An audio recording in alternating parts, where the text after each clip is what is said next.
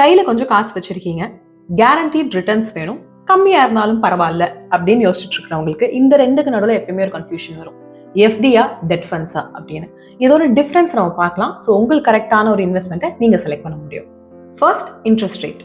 FD எடுத்துக்கிட்டோம்னா நீங்க எவ்வளோ டென்யூருக்கு போடுறீங்க அப்படின்றத வச்சு டிஃபர் ஆகும்.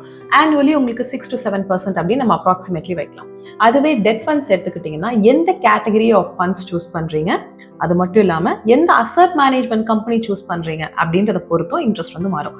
கேட்டகரிஸ் அப்படின்னு சொல்றப்போ money market funds, short duration funds, liquid funds, long duration funds மாதிரி எக்ஸாம்பிள்ஸ் வந்து சொல்லலாம். அடுத்தது, income tax on interest income. எஃப்டியை நீங்க வித்ட்ரா பண்ணாலும் பண்ணாட்டியும் உங்களுக்கு கிடைக்கக்கூடிய இன்ட்ரெஸ்ட்டுக்கு நீங்க டேக்ஸ் கட்டி தான் வந்து ஆகணும். அதுவே டெட் ஃபண்ட்ஸ் அப்படின்னு எடுத்துக்கிட்டீங்கன்னா நீங்க ரிடீம் பண்ணா மட்டும் தான் உங்களுக்கு கிடைச்ச இன்ட்ரெஸ்ட் மேல நீங்க வந்து இன்கம் டேக்ஸ் பே பண்ணுவீங்க. ரெண்டுமே எடுத்துக்கிட்டோம்னா இண்டிவிஜுவல்ஸோட அந்த ஸ்லாப் ரேட் பொறுத்து தான் டேக்ஸ் செய்யப்படுது. அடுத்தது, அமௌண்ட் ஆஃப் இன்வெஸ்ட்மெண்ட். குட்டி அமௌண்ட் லாக் பண்றீங்க, லோவர் டேக்ஸ் பிராக்கெட் கீழே விழுகிறீங்க, உங்களுக்கு பீஸ் ஆஃப் மைண்ட் வேணும், கேரண்டீட் ரிட்டர்ன்ஸ் வேணும் அப்படின்னா நீங்க எஃப்டிக்கு போய்க்கலாம். பெரிய அமௌண்ட் நீங்க லாக் பண்றீங்க அப்படின்னா டெட் ஃபண்ட்ஸ் போய்க்கலாம். அடுத்த பாயிண்ட், ஃபிளெக்சிபிலிட்டி. நீங்க எஃப்டியை ப்ரீ மெச்சூர்டா, அதாவது மெச்சூரிட்டிக்கு முன்னாடியே வித்ட்ரா பண்றீங்கன்னா உங்களுக்கு ஒரு சின்ன பெனால்ட்டியும் விழுகும், at the same time loss of இன்ட்ரெஸ்ட்டும் வந்து இருக்கும். ஸோ ஒரு ஃபிக்ஸ்டு டென்யூர் உங்களுக்கு இருக்குன்னா நீங்க வந்து எஃப்டி ஆப் பண்ணிக்கலாம்.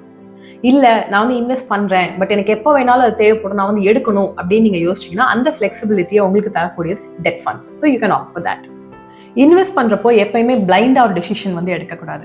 இந்த மாதிரி பல விஷயங்களை நம்ம கம்பேர் பண்ணி பார்க்கணும். அப்பதான் உங்களுக்கு எது ஒரு கரெக்டான இன்வெஸ்ட்மெண்ட் இன்ஸ்ட்ருமெண்ட் அப்படின்றது உங்களுக்கு புரிய வரும்.